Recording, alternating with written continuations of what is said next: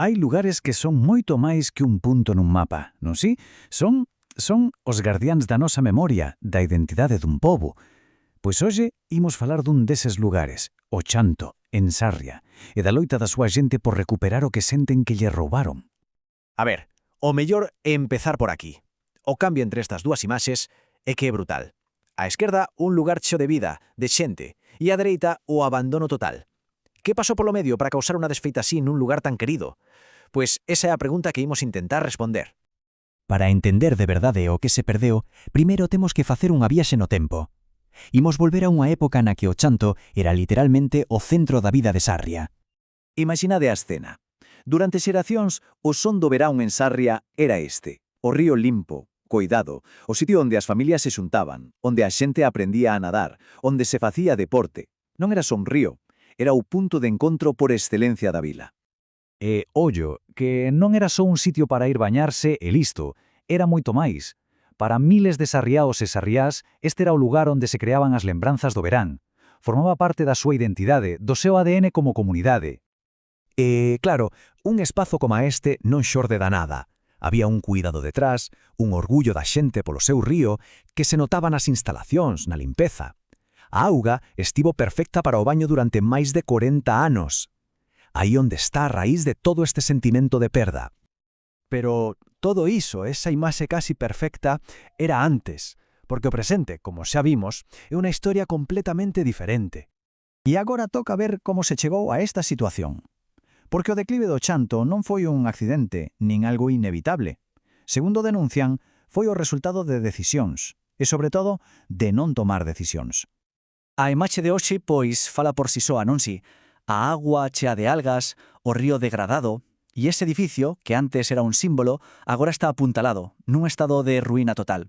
É unha ferida aberta no medio da vila. Entón, como se chegou a este punto? Pois foi unha especie de tormenta perfecta. Prometeuse un proxecto de restauración enorme que nunca chegou. Despois viñeron anos e anos de abandono político. E para rematar, hai pouco, a polémica tala de dúcias de árbores que daban sombra e vida ao río, o que foi xa a pinga que rebordou o vaso. Pero claro, a xente non quedou de brazos cruzados. Fronte a tanto abandono e, sobre todo, fronte a propostas que consideran un despropósito, a comunidade dixo ata aquí chegamos. Esta frase, que ven directamente da veciñanza, dinos todo. É unha mensaxe directa e clara. Non queren solucións artificiais. Non queren que se tiren os cartos en proxectos como piscinas con tobogáns con forma de vieira, mentres o problema de verdade, que é o río, segue aí, podrecendo. E aquí vese moi claro o choque de dúas ideas, de dúas visións totalmente opostas. Por un lado, a idea de poñer un parche artificial, caro, que ignora o problema de fondo. E por outro, a proposta da xente, recuperar o espazo natural. Unha solución lóxica, sostible e que traballa a favor do río, non na súa contra.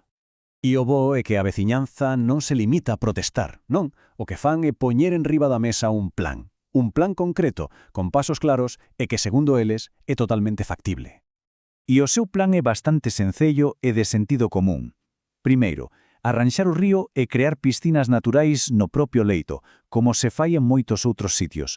Segundo, e isto é clave, recuperar a calidade da agua para que a xente se poida bañar outra vez. E terceiro, acondicionar todo o espazo para devolvérllelo á comunidade. Mais claro, imposible. Porque ao final, de que vai todo isto? Pois non é só un tema de limpar un río, é algo moito máis profundo, é recuperar o corazón social e natural de Sarria. E esta imaxe, pois é un pouco a luz ao final do túnel. É a proba de que a recuperación é posible. Un río con agua limpa, rodeado de verde, cheo de vida, preparado para ser outra vez o centro de todo. Este é o futuro polo que loita a xente de Sarria.